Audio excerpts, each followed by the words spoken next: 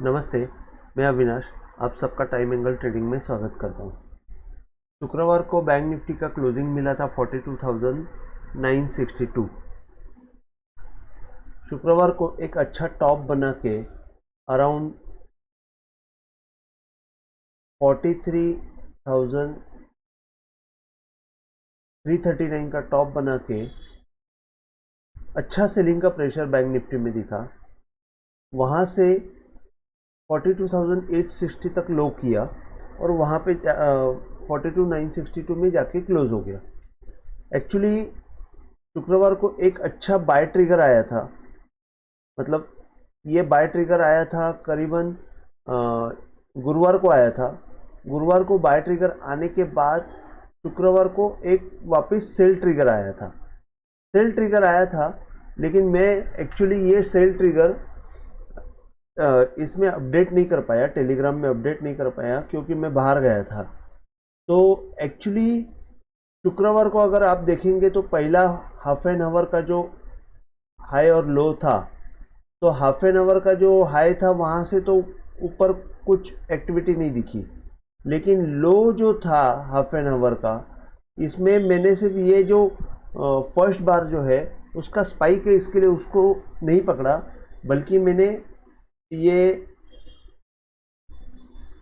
Half an hour का लो अगर आप देखेंगे, एक्टिविटी देखेंगे, वहाँ से मैंने डाउनवर्ड एंगल डाला है।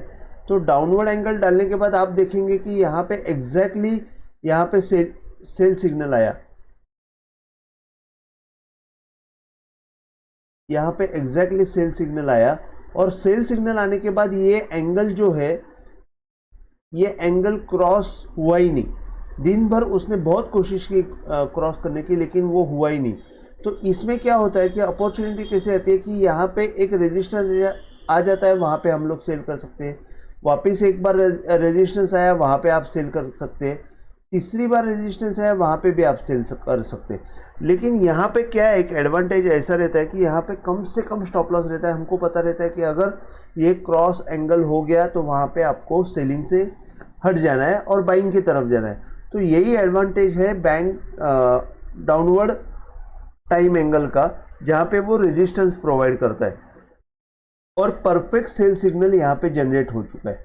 मैंने बाय सिग्नल का एक ये डाला था, सिग्नल का टेलीग्राम में डाला था, लेकिन वो वर्कआउट नहीं हुआ। क्योंकि हुआ क्या कि बाय, जैसे कि ये हाफ एन आवर का जो हाई था वहाँ से तो बाय सिग्नल हुआ ही नहीं, लेकिन मैंने जब ये नीचे आया तो ये लेवल पे मैंने बाय का एक अटेम्प्ट करने के लिए बोला था, लेकिन वो सॉरी ये लेवल पे नहीं, तो मैंने यहाँ पे पहला बार जो है, पहले बार का हाई से मैंने अपवर्ड एंगल डाला था और ये सपोर्ट पे मैंने बाय का एक अटेम्प्ट किया था, लेकिन वो फेल हो चुका है, फेल हो गया। उसके बाद उसने वापस वही एंगल को आप देखेंगे तो यहाँ पे भी रेजिस्टेंस प्रोवाइड किया। वहाँ पे ही समझ में आता है कि यहाँ पे ये पूरा सेलिंग की तरफ मार्केट जा रहा है। तो एक्चुअली परसों जो है पूरा सेलिंग का माहौल था, अच्छा खासा प्रेशर दिख रहा था, लेकिन ये तो बट ऑब्वियस है क्योंकि मार्केट अपवर्ड ट्रेंड में है तो सेलिंग का प्रेशर दिखेगा ही। लेकिन जब भी अपवर्ड अप ट्रेंड में मार्केट रहेगा तो नियर बाय सपोर्ट अगर आपको अपॉर्चुनिटी मिलती है तो वहाँ पे आपको बाय करना है। जैसे कि 42,700 से लेके 750 का जो जोन है वो बहुत अच्छा बाय का जोन है। 42,700 एक अच्छा सपोर्ट है। कल के दिन के लिए अगर आप देखेंगे तो यहाँ पे 962 को बंद हुआ है। अगर ओपनिंग में यहाँ पे ही अगर नीचे के साइड में थोड़ा सा खुला और यहाँ पे साइडवेज मोमेंटम देके थोड़ा सा 42,850 में सपोर्ट लेके अगर ये 4380 का ये जो जोन है, ये जोन अगर क्रॉस हुआ तो आपको एक अच्छा 43,400 तक का मूवमेंट मिल सकता है। 42 जिसमें एक 42,250 का एक हर्डल रहेगा और 43,450 का एक हर्डल रहेगा। 42,250 जो है, ये जो यहाँ पे आप देखेंगे ये हाई का जब अपवर्ड एंगल क्रॉस नहीं होता है तब तक वो बाय सिग्नल इंट्राडे का जनरेट करने वाला नहीं है। तो ये पॉइंट आप देखेंगे तो ये पॉइंट देखेंगे आप तो 43 130 दिख रहा है, सॉरी, तो मैंने ये 43 100 से 110 से लेके 130 का एक जोन है, 43 130 का एक जोन है, जो क्रॉस होने के बाद आपको ऊपर का मूवमेंट अच्छा दिखेगा।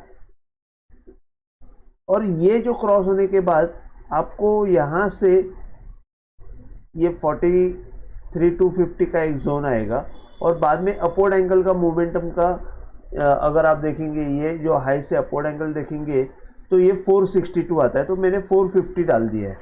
तो ये 3 पॉइंट आपको रेजिस्टेंस के देंगे, और 42,850 और 42,700 आपको सपोर्ट देगा। 42,700 जो है वो मैं जैसे कि टाइम एंगल का लोअर एंड, ये हर बार मैं बोलता था कि ये मेरा टाइम एंगल का चैनल जो है वो क्रॉस किया है तो तेजी आएगी, तो ये चैनल का लोअर एंड है। लोअर एंड जो है ये लोअर एंड 42,715 के आसपास आ रहा है, तो राउंड फिगर करके मैंने 42,700 लिखा है। और अपर एंड अगर आप देखेंगे यहां से, सॉरी,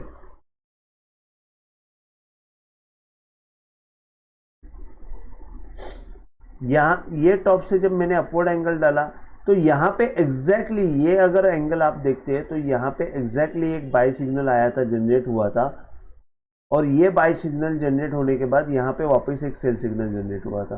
तो आप देख सकते हो कि टाइम एंगल कितना अच्छी तरह काम करता है। सिर्फ आपको अगर थोड़ा सा स्क्रीन कंटिन्यूस आप देखेंगे तो आप खुद डिराइव कर पाएंगे कि कहाँ पे सिग्नल आ रहा है और कहाँ पे सिग्नल नहीं आ रहा है।